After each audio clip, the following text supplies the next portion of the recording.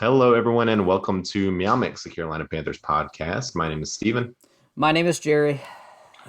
and we are now a Charlotte Hornets podcast because I'm fine with I don't that. want to talk about the Panthers anymore. No. I don't want to talk about them anymore. I mean, it's to the point where I'm gonna dread watching them next week. I dreaded watching this game. I Yeah. dreaded watching the second half. I was like, oh, we're gonna just continue to suck and lose this game to the 1-5 Giants, who are injury plagued, who suck in general, just don't have a lot of talent, and the Panthers just gave it up to them. Just not no fight in this team. Yeah. And that no fight, the same old issues are coming back over and over and over again.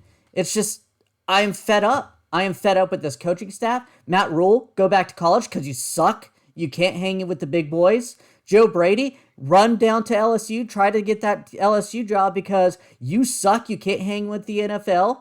And these are reoccurring issues, though. Drop passes, penalties, not coming out prepared. The offensive line looks awful. Hey, you know what's a good idea when your offensive line sucks? Rolling them out, having a tight end leak. You know what teams have done against the Panthers pass rush the past 3 weeks? Rolling their quarterback out, passing to the tight end, doing little RPOs with their quarterbacks. And they're gashing us on it. And Phil Snow isn't adjusting. It's You can talk. I'm sorry. I know I'm on a rant. So the Panthers lose 25-3 in this game. They score the first points of the game, 3-point field goal from Gonzalez, and that's it. The Giants go on a 25-0 run the rest of the game. Another game where the Panthers did nothing in the third quarter. Yeah. Jerry has already mentioned the myriad of other problems that we had in this game, and really this whole season so far, especially after week 3. It's been over a month now since the Panthers won, and there's no light at the end of the tunnel Nope. for this season, at least. Is there CMC, past this? CMC eventually, so CMC eventually will come back. That's going to help the offense, but I don't want him to come back. what does that even mean, though? I mean, he's going to be back for how long before he's out again? Because that's just what he is now. You got Stephon Gilmore potentially coming back, but the defense isn't the problem, especially the secondary. Secondary is not the problem. Scheme maybe on defense, because like you said, we keep giving up that one effing play over and over and over again. Yeah. But the run defense looked good today. The defense was fine until the fourth quarter. The Giants put up 13 points in the fourth quarter. It was still a game, and the defense made some huge stands today, like goal line stand early. Several just really nice defensive plays, really good defensive series. Offense could do nothing.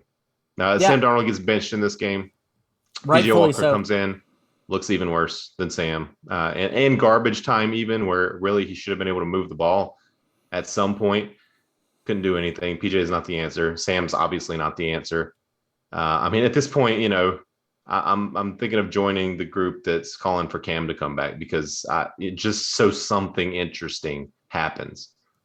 This team's gonna be bad until Matt Rule's fired. I'm gonna go ahead and say this. This is the same stuff we saw over and over last year, where the coaching staff doesn't get it. They're not coaching these players up. The same problems happen over and over again. And that falls on Matt Rule. And yes, Joe Brady sucks. It doesn't belong in the NFL. And Sam Darnold is not a good quarterback. But we just watched the Giants come out here and beat us with Daniel Jones, a backup running back. They were missing their top 3 wide receivers and a left tackle. Franchise running back. I said running back, but franchise left tackle too is gone. Yeah. And they came out here and beat us. They actually, and their defense is not giving up 29 points a game. We muster 3. We could not get a first down. Their defense has averaged like 40 points a game in the last couple of games. I mean, it's ridiculous. But yeah. Well, in our preview, could not fathom a world in which the Panthers could lose this game. I mean, just everything stacked up perfectly for the Panthers to come in and this kind of become right. It, Fix for 1 week, fix the Panthers. And yeah. we thought that was what was going to happen. And this, I feel as bad about this Panthers team as I can remember feeling about a Panthers team. I mean, at least last year, kind of in the same general position, but it was year one of Matt Rule. We knew Teddy Bridgewater wasn't the guy long term. CMC again was out. We assumed he was going to come back at some point. And yeah, it was sad and it wasn't fun to watch, but we knew that we were building towards something, right? This is supposed to be the year where we see improvement, where we see the fruits of our labor as fans having to suffer through that season last year, where we start to see some improvement. And then we thought, first 3 games of the season that we were seeing that. But it's crashed back down to reality. And this is now what this team is. This team is regressing. People could say it's CMC. That's fine. But you know what? You have to play without CMC. We just talked about the Giants played without Saquon Barkley, and they were moving the ball on this Panthers defense. They were moving the ball in the first half. Yes, they only ended up with 5 points, but come on. This coaching staff sucks. And that's who I'm leaning most of this on, because yes, the players have some accountability. DJ Moore, Robbie Anderson, drop balls. When Terrace Marshall's out of concussion protocol, he needs to start. Robbie Anderson, you need to ride the pine. That's point blank. Yeah, Robbie Anderson is a problem. And we just gave him that big deal. Like I don't know why they did that. Even at the time, like we were happy about it, but we were also like, what does this mean for DJ Moore? Why are you not giving DJ Moore this money? That's where the money should have gone. Like DJ should have been the number 1 person to take care of. And then after this season, if Robbie has earned it again, then you give it to Robbie. Yeah. But yeah, I mean, like you said, I'm tired of hearing the CMC excuses from the coaching staff, from everybody. That's not the problem here. I mean, Daniel Jones is not a good quarterback. No. But Jason Garrett is not a great coach. He's not a good offensive coordinator. But you know what? He coached circles around Joe Brady today. Oh. They were doing all kinds of stuff. And Phil Snow. Let's not leave Phil Snow out. His defense was against Jason Garrett. Phil Snow did well most of the game. Like they petered out again because they were on the field so fucking much. Excuse me. They're on the field so much that in the fourth quarter, they just fell apart. The same thing that happened last week. I mean, I don't think the defense is the problem here, but the Giants, they were rolling Daniel Jones out. They were doing trick plays. Yeah, Daniel Jones run down catching a ball. Yeah. By the way, a catch that Robbie Anderson would have never made. Yeah. Would have never made that catch. Correct. I mean, it's insane. It's insane. Daniel Jones had 1 catch for 16 yards. That's more yardage than all but 2 of our wide receivers. Actually, all but 1 of our wide receivers. Chuba had 28 yards, but Robbie Anderson was targeted 9 times today. Again, 3 catches for 14 yards. Basically his same stat line from last week. Yeah. He's a negative on the field. Yeah, it's time to pull him out. I just 9 targets, 3 receptions. It is time to pull Robbie Anderson out. I mean, I saw more Keith Kirkwood this game than I ever wanted to see.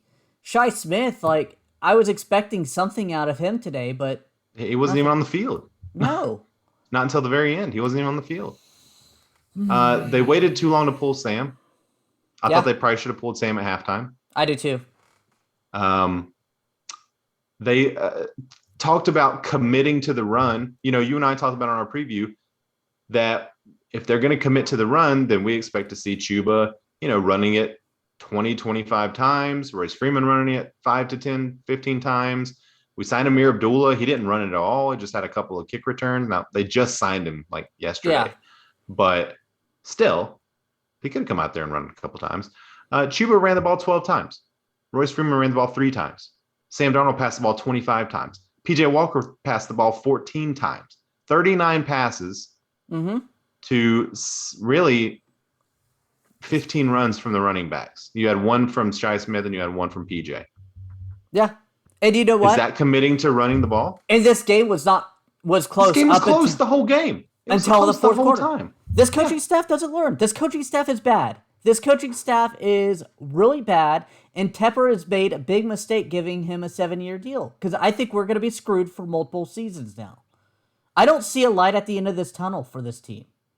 You know, Matt Rule was going to coach the Jets, and the Jets basically told him that they didn't want him to bring in a whole bunch of college coordinators, which is what he did here. I don't know if Matt Rule is the problem necessarily. I think Joe Brady is a massive problem. Oh, yes. Obviously, Matt Rule hired Joe Brady, so the responsibility ultimately falls on him. I'm not willing to give up, personally, I'm not willing to give up on Matt Rule yet. I am now ready to give up on Sam Darnold. I know I've been kind of the voice of, let's give him some time, let's see what happens. Nah, I've seen enough. Yeah, it wasn't Adam Gase. It was Sam Darnold. Sam Darnold is just not a good quarterback. Yeah, he's a bad quarterback. He's got bad footwork. If his first read's not there, he panics. Even if his first read is there, half the time he throws a bad ball. Yeah. You know, last week I put a lot of the onus on the receivers for dropping the ball. I mean, they dropped 8 passes. Like, give me a break. Yeah. That was a ton of passes. This week, they didn't even have the opportunity to drop 8 passes because Sam wasn't getting the ball to them. They still dropped way too many passes, and that's a problem too. But I don't want to see Sam anymore. I'm done. I don't want to see him anymore. And all those drop passes, that falls on coaching. You need to teach your guys how to catch. I mean, if at this point, what did they practice last week? What were they practicing? Because they came out and they scored 3 points in this game. I don't know. What were they practicing? They didn't practice the run game. I don't understand. No, they didn't practice anything. They were so unprepared for this game. It's like defensively, they were okay, but they still gave up chunk plays. Yeah. They were still moving the ball up and down the field. The penalties were helping the Panthers out again this week. You know, the Giants shot themselves in the foot a few times with penalties. Otherwise, this could have been a much bigger score, bigger deficit. I'm mad because I lost money on this game. Like, I'm mad because I thought the Panthers were going to win this game easily. I don't know how I'm going to watch this team. 10 more weeks of the season. Yeah, it really makes it hard to do this. I think here's the question now. What is this season now for the Panthers? Because 4 weeks ago, we were thinking, man, this team might make a run in the playoffs. 2 weeks ago, we were thinking, wild card. We're still looking good. Today, I don't know what to think. Is this now a building season where we just start playing the rookies and play everyone super young and just see what happens? We're pretty much already doing that. I mean, think about it. We weren't, though. Not until now. I mean, they're making trades mid-season, to bring in guys, giving up draft capital for next year to bring in guys to help this year with Stephon Gilmore, who didn't play today.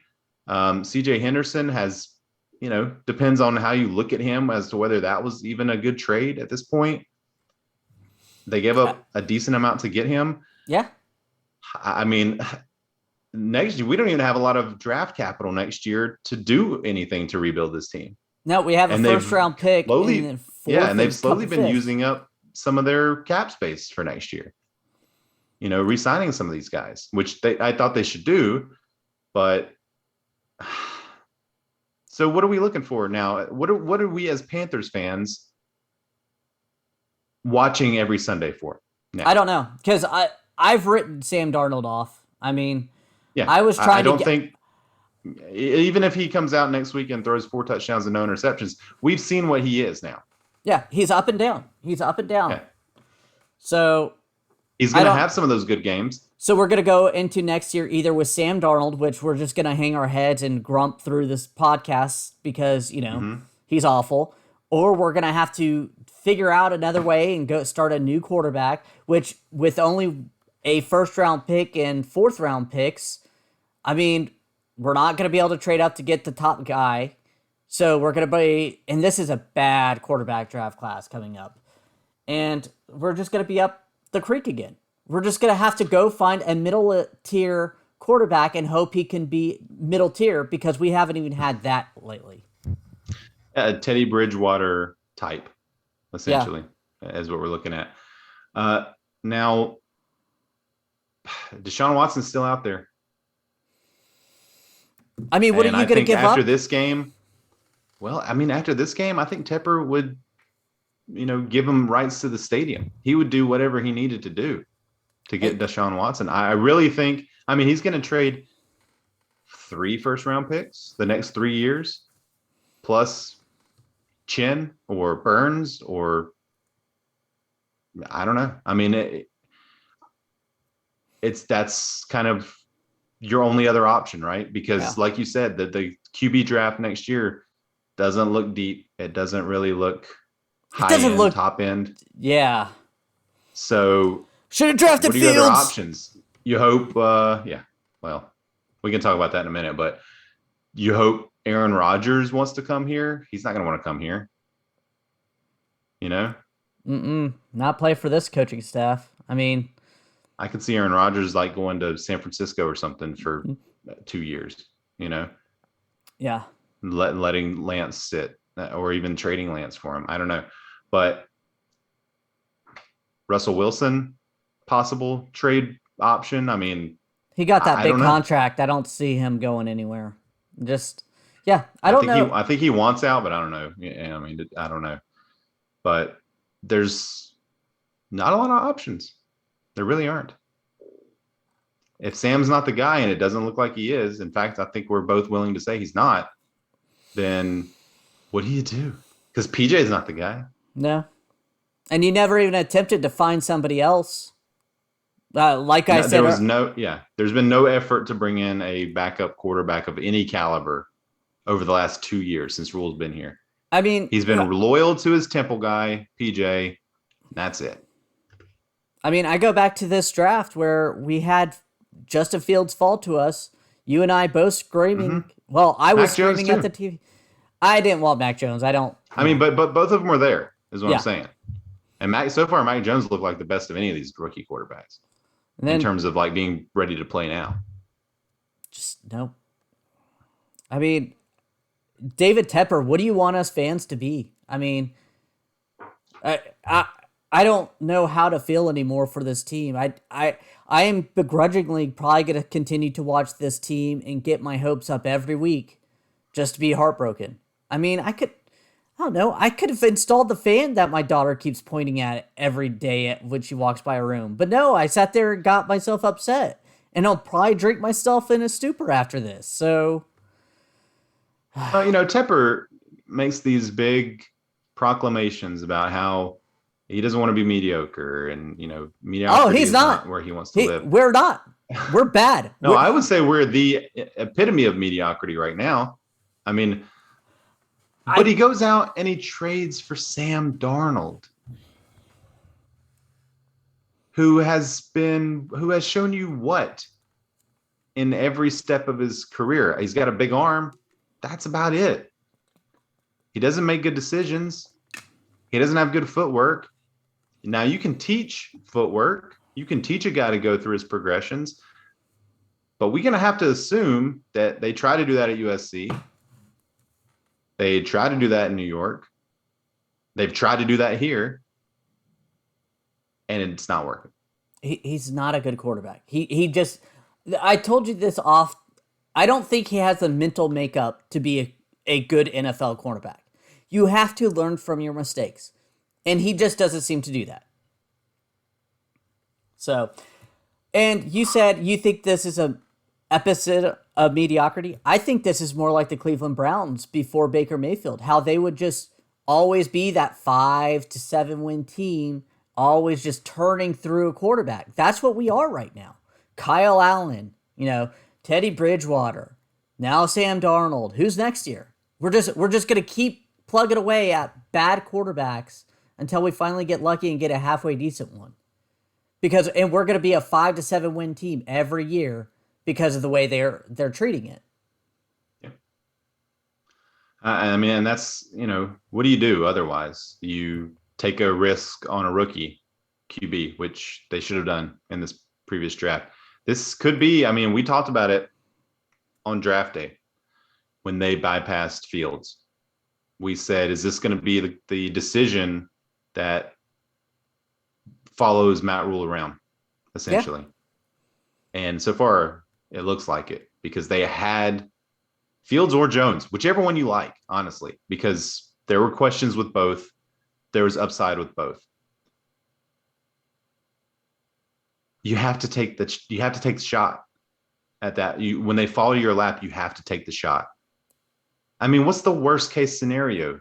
You could have done this trading to get CJ Henderson, to get Stephon Gilmore. Mm-hmm. Keith Taylor looks like he's pretty well. He's come into his own. I was going to say, Keith Taylor may be the steal of our draft. I mean, they signed AJ Bouye before the draft. They had Jackson coming back. Was corner like the most pressing need at that time? No, really. It was either LT or QB. Mm-hmm. They passed on both. They had both options there. And Brady Christensen. Slater has looked amazing at LT. Like he could have been the pick. Yeah. Christensen has looked okay today. And I say that. No, Christensen looked bad today. I'm not giving the Christensen any pass. He looked bad today. Now, did he look any worse than Cam Irving is the question. No. And that's the thing. I don't think he did.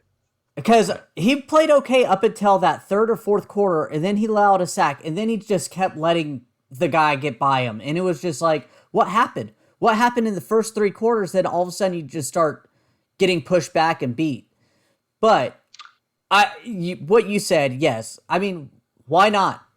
What's the worst that happens? We have Sam Darnold throw an interception. He does that with clean pockets and a wide open receiver. So yeah. I mean, I think Christensen. I'm going to say this. I don't particularly like Christensen. I don't think he is a good LT. I don't think he's going to be a good LT. I have been advocating for him to play at one of the guard positions since the beginning of the season. That being said, play him at LT, because at least we'll know. Yeah. By the end of the season, we'll know, because he'll have opportunities to grow. Today, he looked bad.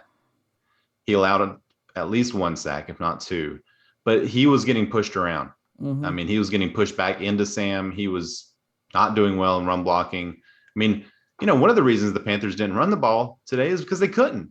It looked like the Giants were like keyed up for the run. Chuba, 12 rushes for 28 yards, and none of them looked good. Royce Freeman, 3 for 18. I mean, he sort of bowling balled his way in there a few times, but you take away the PJ Walker 1 rush for 13 yards, and they're right at 3 yards per carry. That's not going to do it. They couldn't run the ball today, and that's all. A lot of that's on the O-line. Yeah. I mean, every phase really broke down today. Punting was terrible today. Yeah. Punting was terrible today. Special teams was bad today. Miradula, let the kickoff roll out of bounds, man. Bounce it like the 20-yard line, or catch it with a foot out of bounds, like we see so many people do. I mean, he caught it and he got 3 yards. They could have started the 40. But this is coached by Jace Blackburn. He doesn't know that rule. Why would the players know it? I mean, that ball was going out of bounds. Yeah, it was. And that was still a very close game at that point. Sam Darnold throws an interception. We're not doing key plays today, but one of the key plays for sure is Sam Darnold in the second quarter. The Panthers are driving down the field, and they're right around the 20-yard line or so. And Sam he throws the ball to Ian Thomas, who's got 5 blue shirts around him, and James Bradbury picks him off. Terrible decision, number one, with a terrible throw on top of it. And there's a wide open player, Panther, end zone, by the way. If you There ever were watch several wide open players all day long that Sam either waited too long to throw to or just didn't see him. just This is bad. This is just a bad game. This is one of the worst Panthers performances that I can remember. Honestly, it's certainly the worst one this year. oh yeah. 3 points. When's the last time we scored 3 points? I don't know. I don't remember. I'm at a loss for words on this team. This was a game you're supposed to go out there and at least win, and not only do you lose, you just look awful doing it. You look like you didn't belong out on that field with the New York Giants. November 17th, 2019, Panthers lost 29-3 against the Falcons. That was the last time. That was a pretty bad game. But yeah, I mean, so over almost 2 years. But yeah, I don't know. I don't even know what to say. All right. Here, you want to do heroes and zeros? Yeah, I'll do a couple heroes. There's a couple players that I've been wanting to talk about. You only do one. You only do one, and then I'll do one, and then we'll talk about any others. I'm gonna do Jeremy Chin because this game, I haven't seen him really light it up. In this game, he was flying around. Again, it really wasn't our defense that gave this game up. There's some key plays, but Jeremy Chin made some nice plays that really helped him out, and it just sucks that they couldn't, flip the game. It looked like Jeremy Chin had moved down. I saw several plays where he was down, closer to the line of scrimmage. So good adjustment there if that's what we're going to see, because he made some splash plays. He made some huge plays. So I agree that's a good one. Man, I don't know. I mean, Brian Burns finally got another sack. It's been a while. Daquan Jones had a couple of nice plays, had a sack. I'm going to abstain. I'm not giving a hero today. Yeah. My other one would have been Brian Burns. He had 3 tackles for losses, a sack, a couple QB hits. He was back there quite a bit, and he wasn't over pursuing like he has in the past couple games. Yeah. I know I wasn't allowed to give. No, that's fine. I figured we could talk about another one, but yeah, I just I'm symbolically not going to give a hero. Zero that. Again. There, I think there's a lot of options here. Can I list? Can I just do my naughty list like Santa Claus, except it'll be rolled down? Well, I'm going to go ahead and give mine to Sam. I think this loss falls pretty squarely on his shoulders. Now, of course, as we've talked about, there are a lot of pieces that did not play their parts in this game, but Sam is the quarterback. Point blank, he's got to make better plays. He's got to make better decisions. And I think they took a lot of it out of his hands. So many short passes and behind the sticks and just trying to minimize his mistakes. Even that didn't work, So Sam's going to be my zero for the game. My zero is Matt Rule. It all trickles down from him. This team was not prepared to play. They looked bad. They were mistackling. There was bad quarterback play, bad play calling on offense, a lot of bad play calling. Go out there, say, hey, we're going to run the ball. We're going to run the ball. 39 passes to 17 runs. That's not, and this game was close. Now, if you're falling behind 20-something points in the second quarter, that's a little different story. This was not it. This was 5-3 at halftime. You gave up on the run. You gave it to a bad quarterback to win the game, and the bad quarterback did what bad quarterbacks do. He loses the game for you. And to be clear, Joe Brady calls the offensive plays. Yeah. Matt Rule does not call the plays. But that's on Matt Rule to kind of... It's on Matt Rule to say at halftime, why are we throwing the ball so much? We need to run the ball. Again, when they ran the ball, they did nothing. Yeah. So... Well, that first drive, they ran the ball more than they did pass. And they got down... I think they had 30 rushing yards on that first drive or something. And they ended up with 53 total. Yeah. Let's see here. I'm going to go to their first drive.